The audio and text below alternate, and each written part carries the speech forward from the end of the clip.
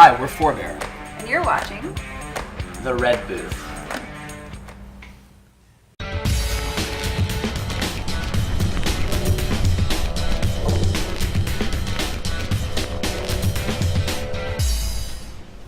Hi, I'm Kimberly. Welcome to the Red Booth Show. On tonight's episode, I have an amazing band called Forebear. We talk about how they got together, their very unique style of music, and a bunch more. Plus, for this week's new releases segment, I bring you Ghostbusters with one of my favorite funny ladies, Melissa McCarthy. These ghosts can possess the human form.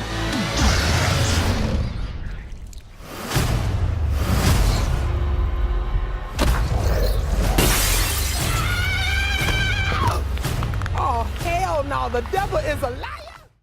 So come and join us.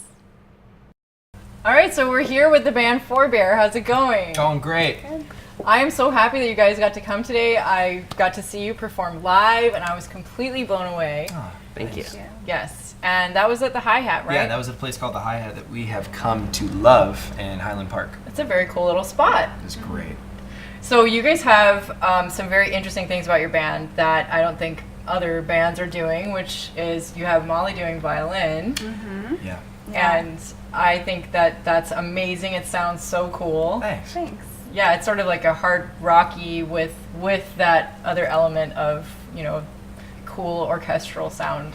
Yeah, it's cool because I don't just play it, I get to run it through effects pedals. I play both electric violin and an acoustic viola, so it kind of gets a lot of the same sounds you might get from a lead guitar, but coming from a string instrument, yeah. It's so cool. I think I saw you doing that. I saw you like changing the, you know, effects, and it sounded amazing. Yeah, thanks. Yeah. It's a lot of fun. How did you guys come up with adding a violin to the band? Or did it start out that way? I will tell you, for myself, I've always loved a record by a guy named Damien Rice, and that record was called Oh, which heavily featured strings. So I always loved the idea of writing songs that had room for strings in them, and so there was a natural inclination to have Molly be a part of that. Now that was at the dawn of this project a long time ago when it was actually still more acoustic. But as the band evolved to be far more electric, we decided to shift gears and have her run it through this really cool Line 6 pedal and try to make very special sounds out of that were often not even detected as being from an acoustic viola. Yeah, I can imagine. That's such an unusual sound, honestly. And by the way, this is Scott, everybody. I should properly introduce these guys. Yeah, this is Scott, Molly, and Nick. And Nick plays the bass. I do, indeed, yeah. Yes. And Scott, you sing. I sing in this band. And you also play, right? I play guitar as well. Yeah, I At play the same time. You're right about that. Yeah, I play and sing. I'm a guitar instructor, so it comes really naturally that if I can manage to play and instruct at the same time. A lot of the stuff that I've actually written in the past for our band or for other projects has been, they've started off as exercises. Wow. And I found myself, well, if I can manage to simultaneously instruct and play these parts, I might as well put melodies to those words, and it's become pretty second nature. I'm rarely not playing guitar while I'm singing.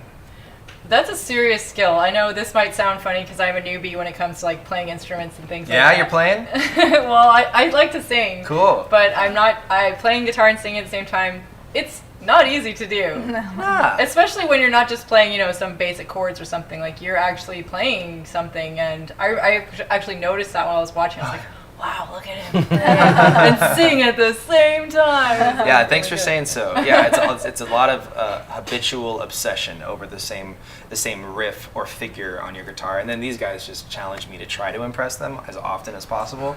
So that's really the origin of whatever you saw on stage. But thank you for seeing that and digging it. Definitely. We try. And then you have a funky bass going on too. Yeah, I like it. I like to keep it pretty simple. These two are like so good. Yeah. And I'm like the most just like rock and roll based person in the band, and Molly's like classically trained, and Scott's this finger picking mastermind. So I'm always just like, do harder things. You guys can do it. That Nick ends up being the music director so often of our songwriting process because of that. I love it. Oh man, makes my job so easy. And there's been so many times where I'm like, I can't do that, and you're like, yeah, you can. You can do it. And then I end up doing it. I thank him. I think now we're at a point where if any one of us has an idea and how for somebody else in the band to execute it, we do it. It may take a long time, but we do. We meet often enough to ensure that. How often do you guys get together? We're about three to four times a week. Yeah, we're all teachers, and we work out of a place called the Guitar Merchant in Canoga Park, California. Oh, really? Yeah, a special little place on Topanga Canyon. And by night or by early morning, once they've closed or before they've opened, we're there pretty regularly on their venue's stage, rehearsing, writing, masterminding new ideas and plans. So is that where you guys all met? Ooh, good question. Not necessarily. No, not there. We're both from the San Fernando Valley, so we grew up playing in very. Yeah, we played in bands together. I live in the San Fernando. You know, all. Okay, all right. Yeah, Scott and I played in bands together when we were younger. We were in like intersecting bands, and we played in a band called The Harm a long time There ago. she goes, rolling her eyes. What was that Molly was about? not a part of that about? She doesn't know what that is. I've never heard of that. They never bring that up, ever. So Molly has a deep-seated resentment to an old band that we were in. Only because she wasn't in our lives at that point in time. No, years it's just later. a running joke because Yeah. they like will be. Oh, this reminds me of the Harm song. I'm like, oh, who's that? You never bring that up. But so as a result of playing together for so long, you know, How long did you guys play together? What? Oh my God. Probably going on about 10 years now. Yeah, I'd say about a decade. Oh my god. Yeah. Okay, well, we actually have to take a quick break, but we'll be right back and we can talk more about that. Cool. Okay. I really wanted to put a deck on my house. The floor was creaking and there were cracks in the wall. I had them put in walls in my basement. Well, the whole thing was done on time, on budget, and not a day of work was missed. Alpha Structural is a top-rate company. I'd recommend them to anybody. If you live in a hillside home and gravity is pulling you towards the edge of the cliff, I recommend you call Alpha. It was a real pleasure to work with Alpha.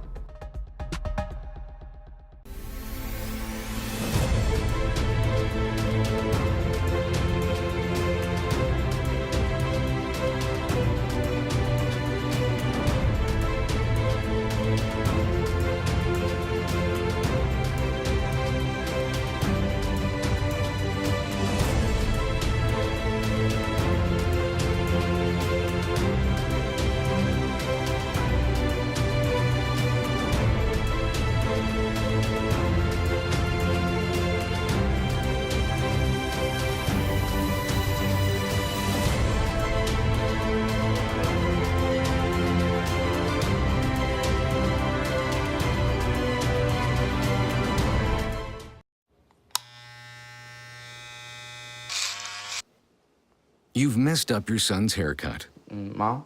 Do you A, try to fix it, Like it never happened. B, work with what you got, or C, show solidarity? Thank you, baby. As a parent, there are no perfect answers. But you don't have to be perfect to be a perfect parent. Thousands of teens in foster care will love you just the same.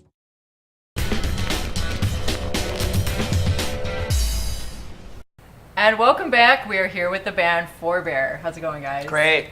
Cool. So I just heard this amazing statistic that you two have been playing together for 10 years already. Yeah. On and off, I would So- say. Yeah, we've How been old were championing you when each you other. first started? Oof. Well, we first knew of each other when I was probably 15 and you were Yeah. like 13 Yeah, years old. 13 or 14. Yeah, playing in punk bands. Uh-huh. And by punk, I mean you were playing in a hardcore band and I was definitely playing in some emo pop. Yeah. Punk is the middle Meanwhile, ground. Yeah. I'm playing classical music on NPR. Yeah, right, yeah. That's Yeah. amazing. Yeah, Molly's from Kentucky. She didn't make her way out to Los Angeles until years later and joined the group after establishing herself as an accomplished individual musician separate from all this stuff. How long have you been here in Los Angeles? It's been 5.5 years now. Wow. And what do you think of our great city? I think I have a love-hate relationship with it. I think as we all do. Yeah, right? I think Yeah. that's pretty standard. Yeah. Well, so I know you mentioned that you all worked together and you guys knew each other already, and then is that how you met Molly? No, just by playing in the scene actually. A long time ago, before the emergence of Forebear, I wanted to put strings onto a song, and we got her in the studio to play on some things, and I liked the way that sounded in studio, so I wanted that to manifest itself in a live performance. And from there, after just saying, hey, let's continue to play together, she became a collaborator and a creative in that ensemble, which then included the rest of the band. And since then, we've just been all about the collaborative creative process as opposed to like one uncompromised vision. Right. It's a vision that gets cut up and challenged and reconsidered regularly by 4 individuals. That's really cool. That's right, because you also have your drummer. Yeah, who Mike is not here today. No, he can't be here today, but yeah. Yeah. But so you guys all collaborate to create the music together. Absolutely. Which is why we meet as often as we do, because we're regularly challenging ourselves to maximize the potential of whatever this one entity of 4 individuals is trying to create. That sounds very diplomatic. And probably. Oh, it's not. we raise our voices, but there's so much trust in that creative process where you know that when one of us challenges the other, we really mean it. I'm thinking back to probably the song we closed with that night, and it's in, I think we played it in 7/8 or something like that. And I remember you wanting me to come back in the middle of singing in some random beat in one of those bars, and I was like, you have no idea what it is to do this if you think I can do that. And then a week later, just do it.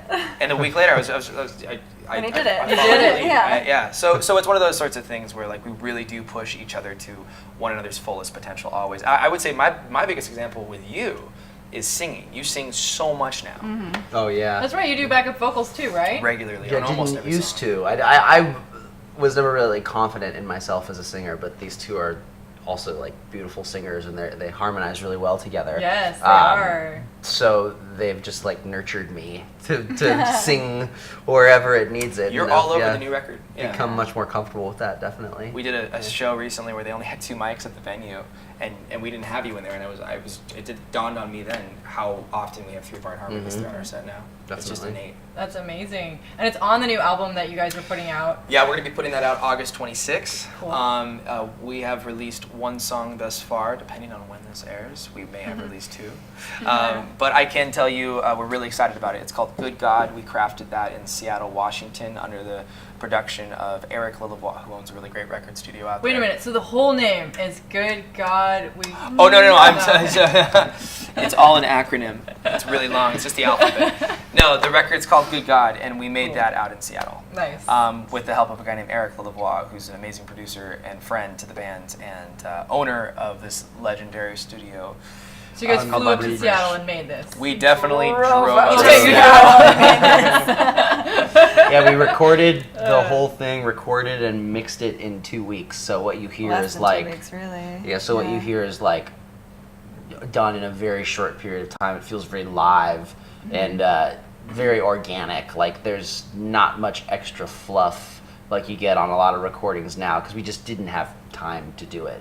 So we went up and just knocked We it out. wanted to recreate what we do on stage to have an album that matched that. So hopefully we accomplished it. That's great, because I love their live performance. It's so good. Thanks. And there's so many people who have bands and stuff who do a lot of things in the studio and can do that and put it together, but to be able to play live together is a huge deal. So yeah, I think for us the challenge is reversed, because absolutely. the live thing is there. You guys have that It's down. it's capturing it on a recording, which has always been the challenging part. But I feel like this record, more so than anything we put out prior, really does capture that. Wow. Well, I can't wait to hear the new album. Yeah. And we might get to play a little snippet of one of the songs on the show. Absolutely. Snippet. But for right now, we're going to have to take another break, and we'll be back with the band Forebear. I really wanted to put a deck on my house. The floor was creaking, and there were cracks in the wall. I had them put in walls in my basement. Well, the whole thing was done on time, on budget, and not a day of work was missed. Alpha Structural is a top-rate company. I'd recommend them to anybody. If you live in a hillside home and gravity is pulling you towards the edge of the cliff, I recommend you call Alpha. It was a real pleasure to work with Alpha.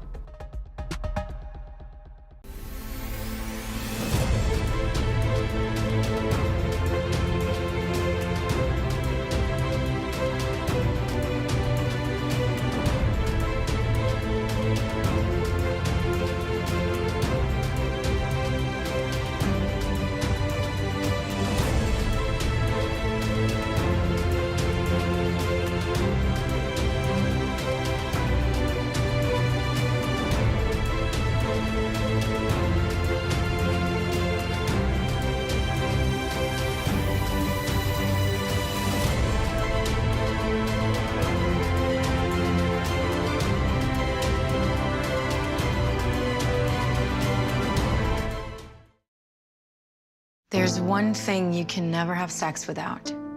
It's not something you buy. Or something you take. In fact, there's only one way to get it. It has to be given to you, freely. It's consent. Because sex without it isn't sex. It's rape. Consent. If you don't get it, you don't get it. It's on us to stop sexual assault. Learn how and take the pledge at itsonus.org.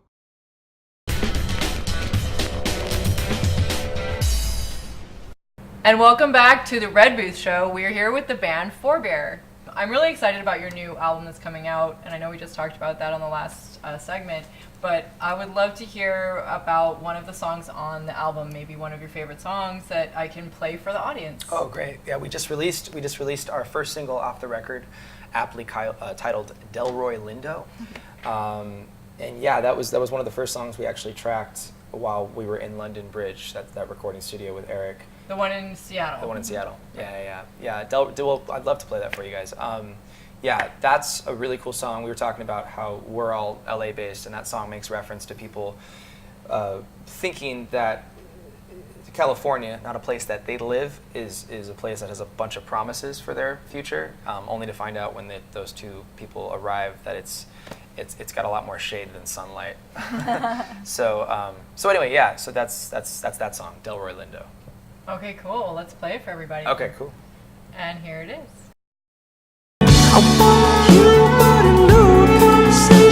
Try to break the silence with the sweet tooth tease in your neck. And when you are the loneliest of nations, I have ever served. I swore.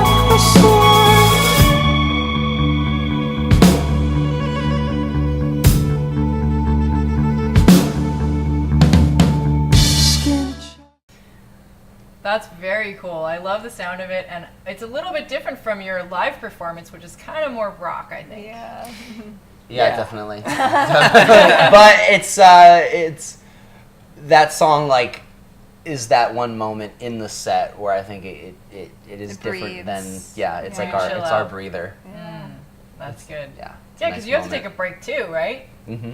Absolutely. It's a pretty reflective song. Yeah. I think a lot, and that you're right actually. For how rock oriented our shows are, and how much footwork there is with our pedal boards, and how much we're already moving on stage, and how much we're singing and playing at the same time. Yeah. That is a song that when I'm singing, I tend to be really present, moment to moment. It is that breath in our set. I love your voice, by the way. Thanks so much. It's really amazing. Well, we really loved this undertaking of doing it in Seattle. It was a real big challenge because we're singing back-to-back days, and we're doing 15-hour days over the course of 10 days, almost 2 weeks.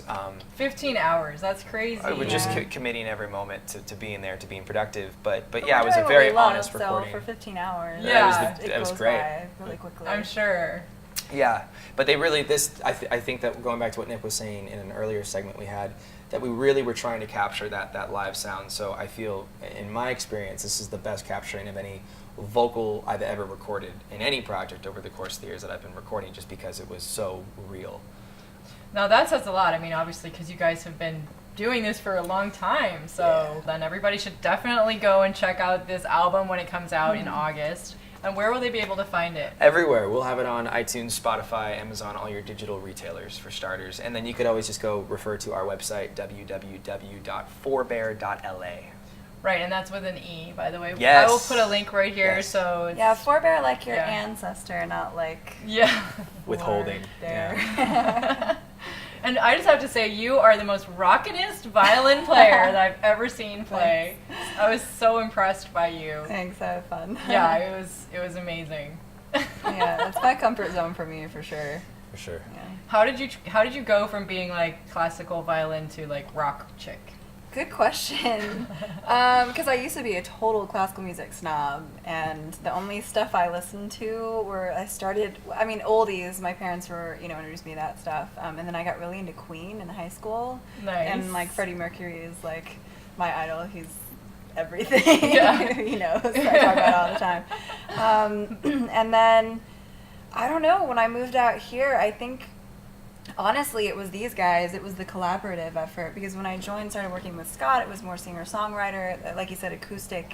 And then when we got together, it just brought this other side of me that I didn't know existed. So you were sort of like the quiet violinist before when you first started? Yeah, I guess so. It's weird to think of myself like that now. Yeah, not. If you've seen her on the stage, it's like, I feel like there should be like lights coming out and like oh, you know. We'll get to pyrotechnics one Yeah, day. pyrotechnics. You guys definitely need pyrotechnics. That would be badass. Get the fire.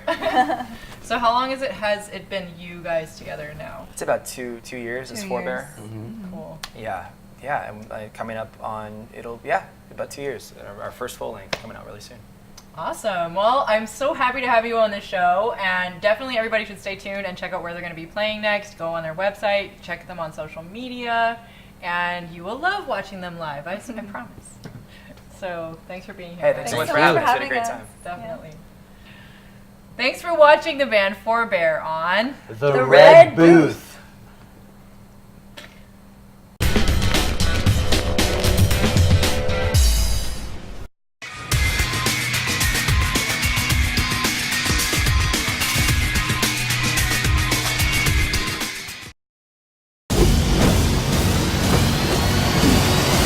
Let's go. Let's go. Oh, did you want to? Sorry. I'll let you. Next time.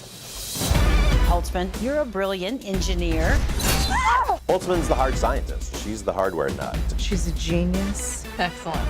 She's bizarre. What? She's in charge of perfecting the machinery. I got some pretty cool stuff cooking up over here if you want to just turn your head. I improved beam accuracy by adding a plasma shield to the RF discharge chamber. I have cryo cooler to reduce helium boil up. And to dub it all up, we got a freaking Faraday cage. Yes, this is the closest character to my actual self that I've ever played. Forgot about my new toy. Kate is just unbelievable in this role, and it's just so incredible to watch her every day. Holtzman, come on. The hat is too much, right? Is it the wig or the hat? I was like, yeah, of course you're gonna call me. Leslie has not the what I best said. self-esteem It's not what I of said. anyone It's not what I said. on earth. It's not. It might have been along the lines of, I understand how you get my number. I was in a costume fitting at the time, and so I was men with pins were pinning me, and I was like, so I couldn't react the way I wanted to, which would have been like that. Yeah, because she but would have I was like, yes, I will. Yeah, good. Okay, bye. That was what it was like. But I wanted to jump and scream. The first two Ghostbusters loom so large. They're such a part of our childhood and growing up, and we've seen them a million times and quote lines, and it seems impossible that anyone doesn't know. But it's been long enough where there are all these people that don't know it. It wasn't quite a part of their lives. So to get to be able to do this and reintroduce it, and if they see this, and obviously they're going to go back and see the original two, but it's like a perfect storm. It's like it was made with just everybody who was involved in making this Ghostbusters had such tremendous love and respect for the originals. It's like, we just felt like we were like, come on, it was like an old coach coming back, and you just wanted to make them proud. It was, and then to get the blessing of, the original cast and Ivan, and it all felt so kind of surreal and fantastic. Melissa is just like the epitome of like physical, funny face comedy, and then Kristen, she's just silly. She's just like silly stuff. So yeah, it was just like watching two artists. I truly think Kristen Wiig is not only one of the kindest human beings, she is really, truly, maybe hands down the funniest creature I know. Like, there may be aliens out there that can give her a run for her money, but like truly, and it's just how she sees the world. There's like nothing she can do about it. She's just unbelievably funny. Kate truly may be an alien. Kate, if I found out Kate was not from this planet, I'd be like, oh, that makes so much sense. Of course she's not from here. And I wouldn't change anything. She just has such a strange take on everything. And she's quiet, and she's very smart, and she'll be the one at the end of a very long discussion to just go, wait, are we talking about, and she will say something so bonkers, but then also completely on point, and it's like she's wrapped up the whole thing. You truly never know what she's going to say or how she's going to kind of interpret a situation. But yeah, for as funny and bombastic as she is on camera, like her and Kristen are both rather shy. Kate has the potential, to me, of being the mixture of a Carol Burnett, Tracy Ullman, and she has the potential of being that person. Do you know what I'm saying? Like, she's the new modern take of it. You know what I'm saying? Yeah, you do. You take on and you go for it. That's what I love. You don't care what you look like. You don't care. Thanks. You just go for it. That's you know? To me, Leslie has the potential to be the most famous woman in the world. Because Leslie is so unabashedly herself in every moment. Leslie is literally just like, ta-da! I'm here, damn it! And you don't know what she's gonna say. I mean, maybe that's the one link. I never know what any of them are gonna say. It could be so sweet, so thoughtful, insane. But yeah, Leslie is like, somebody made that mold, and then Leslie came out of the mold and then broke the mold herself and said there will only be one Leslie Jones. Ghostbusters. Conductors in the metaphysical. Okay, cool. See ya. Hey guys, which one of these makes me look more like a doctor? Who was on the phone? The Stonebrook Theater. There's a goat on the loose. I'm gonna load up the car. Okay. It was like a field So of beautiful. shepherds in rags, and then an archangel comes down. And there's literally a light surrounding him. And the light is his flaxen hair. Jesus wept. This is what everybody had said, which I now find to be bizarre since I've experienced it firsthand. Everybody's talked about Chris Hemsworth. They said, oh, he's great. You're going to love him. You're going to love him. He's so nice. He's such a good guy. He's such a great guy. Blah, blah, blah, blah. Everybody. Like, that's the general consensus. They're like, oh, he's got kids and a family. He's so great and blah, blah, blah. No one, which I find super strange now, mentioned like, oh, and by the way, he's like bizarrely funny. But like a geeky guy that's never dated and has to be funny because it's the only way things are going to work out for him. The reason I think everybody loves Ghostbusters, it's a story that I always love as an audience member. It is 4 unlikely heroes that save the world. And it's with ghosts, and it's with these science geeks, and they're not the typical heroes, and I just love that story.